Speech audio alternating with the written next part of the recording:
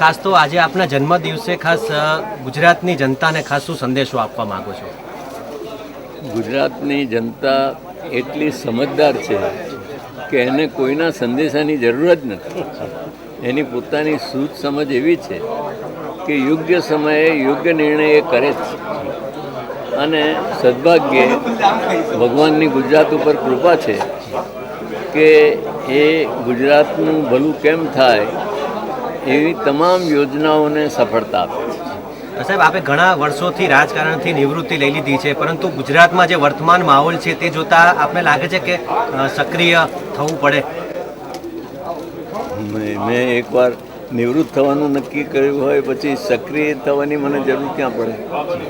આ કોઈ ભગવાન કૃષ્ણ કહ્યું હતું કે જ્યારે જ્યારે દુનિયામાં ધર્મની પડતી થાય ત્યારે હું અવતાર લઉં છું, એવું કંઈ મારું થોડું છે. નિવૃત્ત એટલે નિવૃત્ત, અને નિવૃત્ત એટલે હવે અમારું આવરદા કેટલું, હવે થોડા વર્ષ. આમ છતાં જે અત્યારે જે રાજકીય માહોલ જે ગુજરાતમાં જોવા મળી રહ્યો છે તેને આપ કઈ રીતે? એને વિશે હું કોઈ કોમેન્ટ્રી નથી કરતો. ચિત્ર અત્યારે પણ કોઈની પાસે નથી.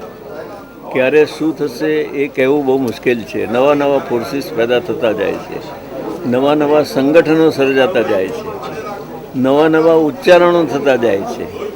એવામાં કયું નક્કી હોય કે તમે કહી શકો? નથી, શક્ય નથી.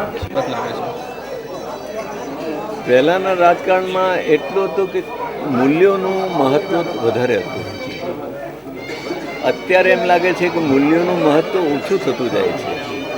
અને તે માત્ર અહીંયા થાય છે એવું નથી, દેશમાં પણ થાય છે અને દુનિયાભરમાં પણ થાય છે.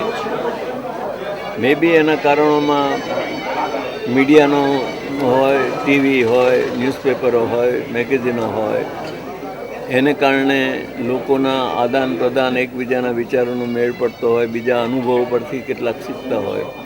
પણ પહેલાંના જમાનામાં જે મૂલ્યો સંપૂર્ણ તો હતા જ નહીં, પણ જે કંઈ મૂલ્યોનું પાલન થતું હતું એનો જેણે અનુભવ કર્યો છે એને અત્યારે મૂલ્યો થોડા ઓછા થતા લાગે છે.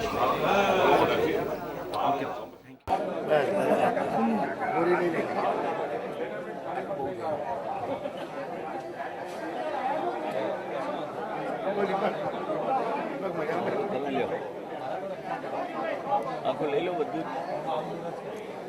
આખું ખાઓ. હા, અહીંયા હાથ પડી.